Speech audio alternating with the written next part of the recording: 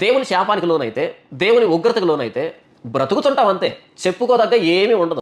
ఎలాగైతే ఇశ్రాయేలీలు 14వ అధ్యాయం నుండి 19వ అధ్యాయం చివరి వరకు చెప్పుకోదగ్గ అంశాలు ఏమీ లేకుండా అలా 38 సంవత్సరాలు గడిచిపోయాయో, వ్యర్థంగా గడిచిపోయాయో, కారణం వారు కాదేషు బర్నేలో దేవుడిస్తానన్న వాగ్దాన దేశాన్ని తిరస్కరించారు కాబట్టి, దేవుని ప్రణాళికను వారు ఇష్టపడలేదు కాబట్టి. బహుశా మనలో చాలామంది ఇలాంటి వ్యర్థమైన ఆయుష్కాలమే జీవిస్తూ ఉంటాం. ఎందుకు బ్రతుకుతున్నామో తెలియదు, ఏం చేస్తున్నామో తెలియదు, ఎందుకు బ్రతకాలో తెలియదు.